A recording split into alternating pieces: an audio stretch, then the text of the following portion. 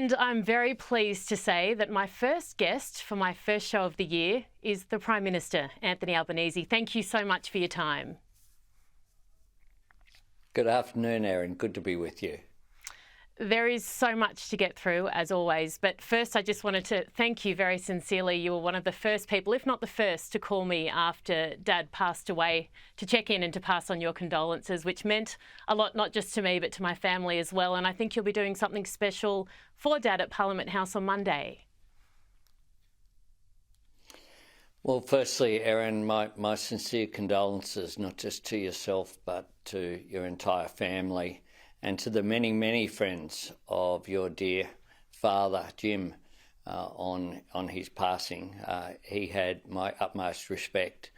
We had different politics, but we got on very well, and I always was prepared to listen to him and read what his thoughts were, because he always spoke with a sense of clarity, a sense of purpose, and that depth that only comes from experience. And to serve in the Australian Defence Force, not just here, but in PNG, in Indonesia, Timor-Leste, the Solomons, and of course Iraq, serving his country was an extraordinary effort, and he deserves the utmost respect for that.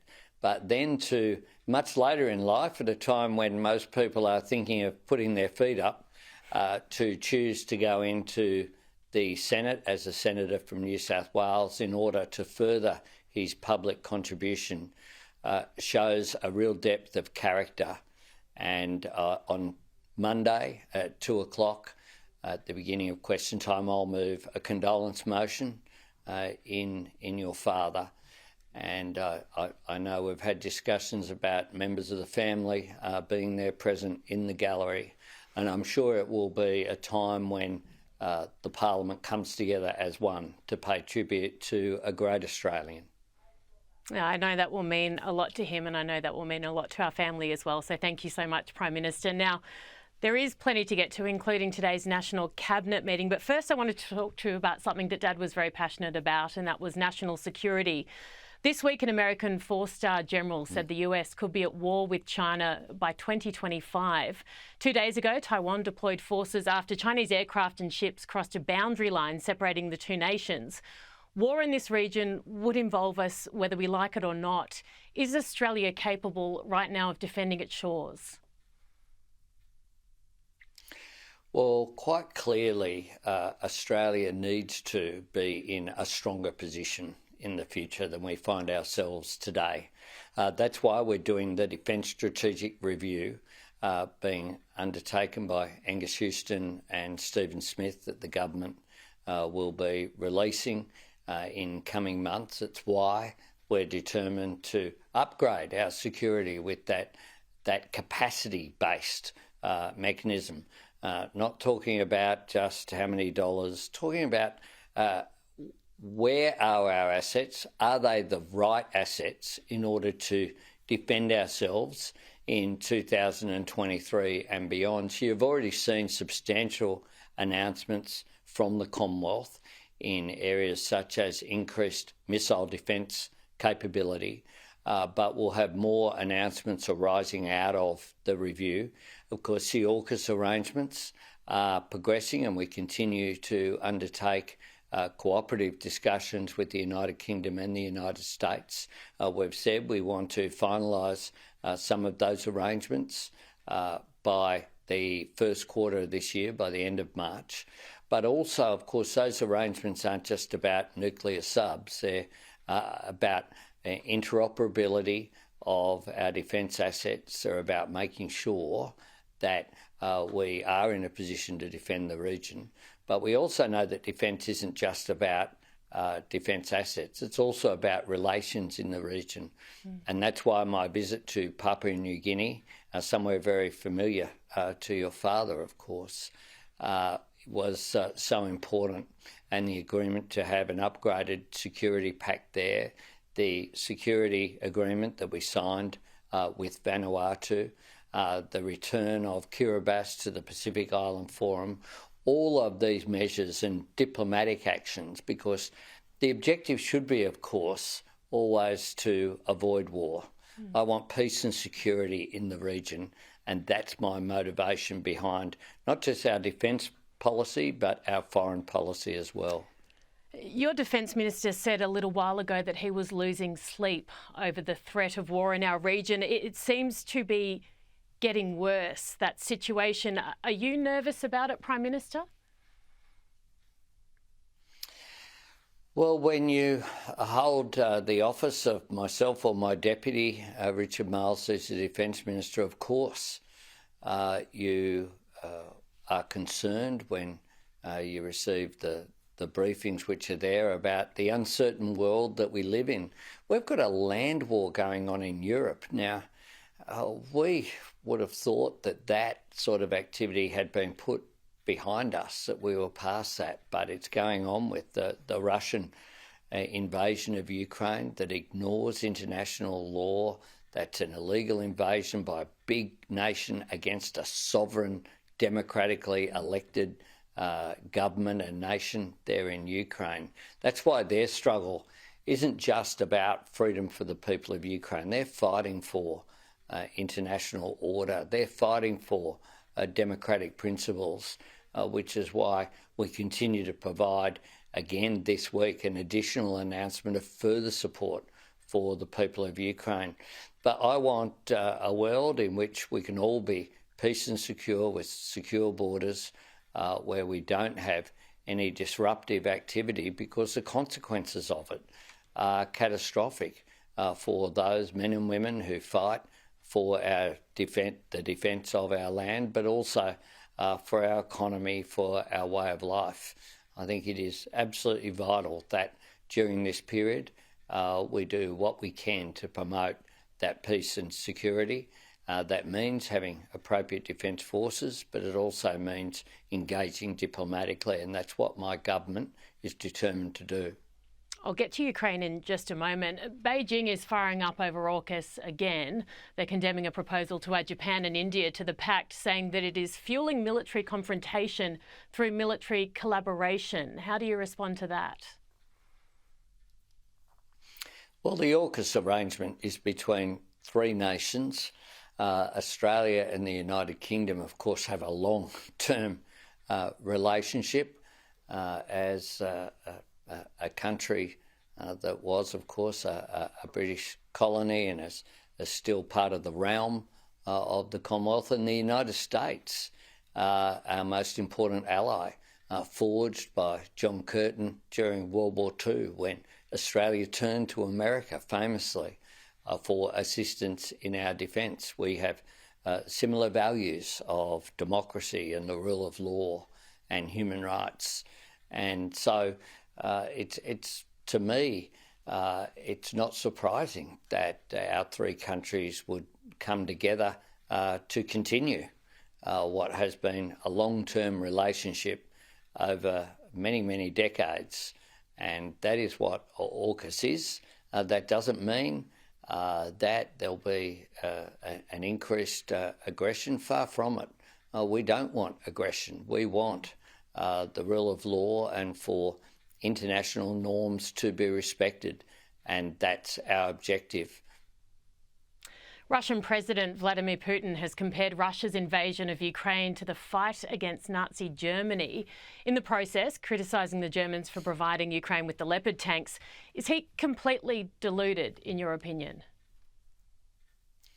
He is completely deluded.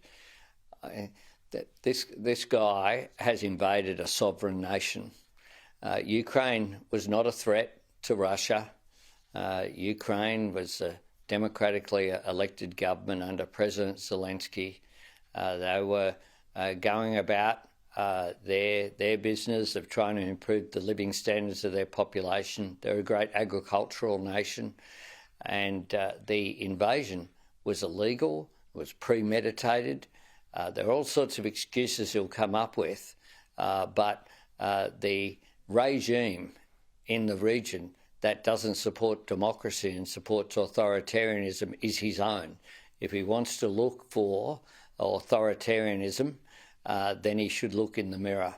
And that's why Australia stands with Ukraine. That's why the democratic world stands with Ukraine as well. Australian soldiers are helping to train Ukrainians at the moment. We've also provided tanks and other support. Ukraine understandably want and need more. The US and the UK have ruled out fighter jets. Where do we as a country draw the line? Well, we've provided substantial support, and just this week, the Foreign Minister and Defence Minister announced a partnership with France to supply more military support to Ukraine. We, of course, are training Ukrainian forces in the United Kingdom, and that's an important contribution. Last Friday, I was in Bendigo for looking at the Bushmasters that are being make such a difference on the ground in Ukraine, of providing that support. We have provided a range of other military support in Ukraine, and we are indeed the largest non-NATO contributor.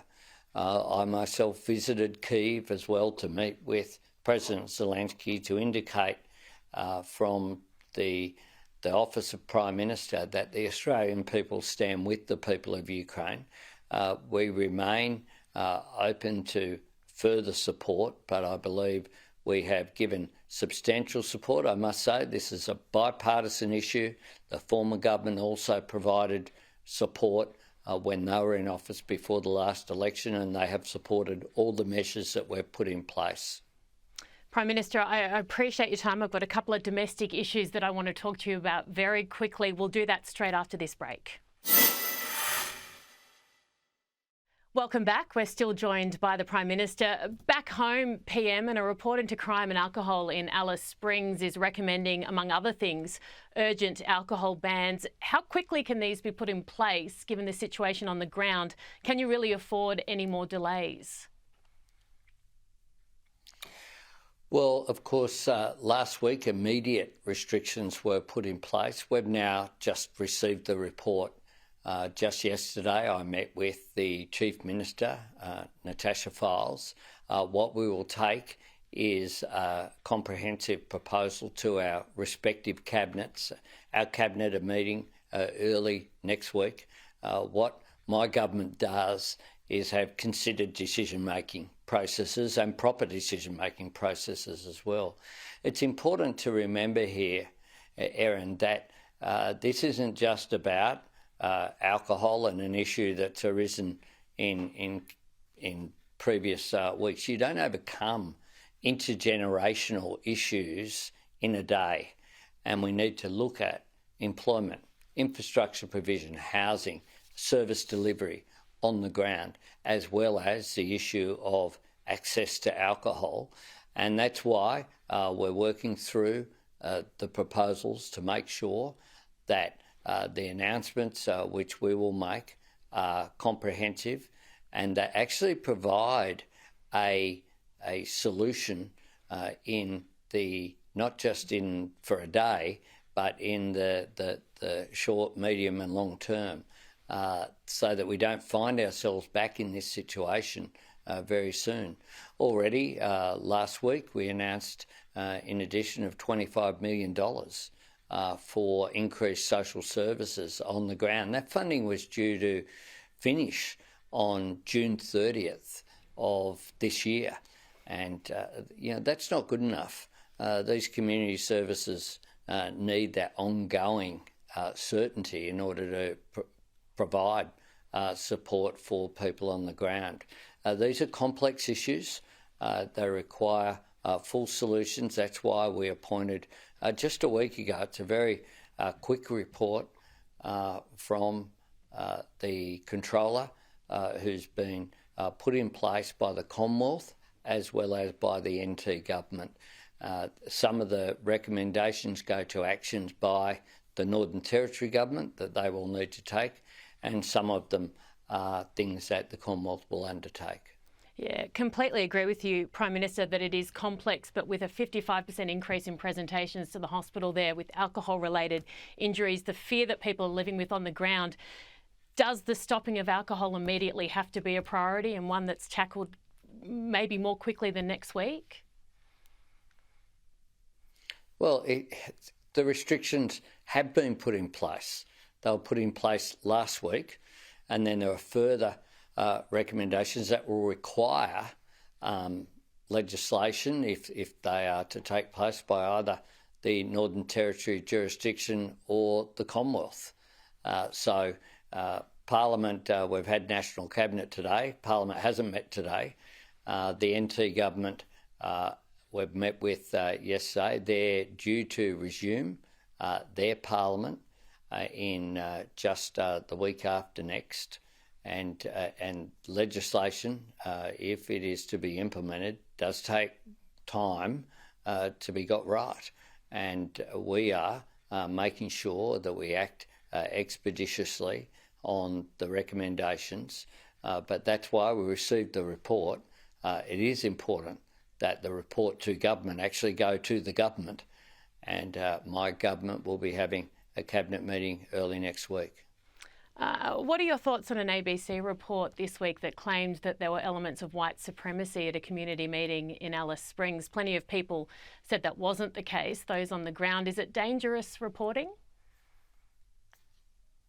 I haven't seen the report, to be honest, Erin. I've been in 5 states in the last week, so I haven't seen the report. I have seen some commentary, but I didn't see it. So I can't comment on something that I didn't see. But I guess you would agree that everyone has to be careful in the way they report this issue? Well, of course, all reporting should be done carefully, whether it's on Sky or on any other network. Needs to be careful about making sure that the media has a responsibility to not be inflammatory, but to make sure that they're accurate in the reporting that occurs.